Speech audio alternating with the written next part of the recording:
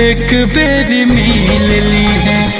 रांची पागल खनवा में एक बेरी मिल ली है। रांची पागल खनवा में एक बेरी मिल ली है।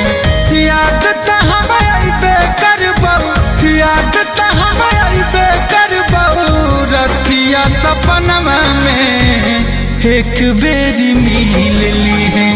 रांची पागल खनवा में एक बेरी मिल ली है। रांची पागल खनवा में एक बेरी मिल ली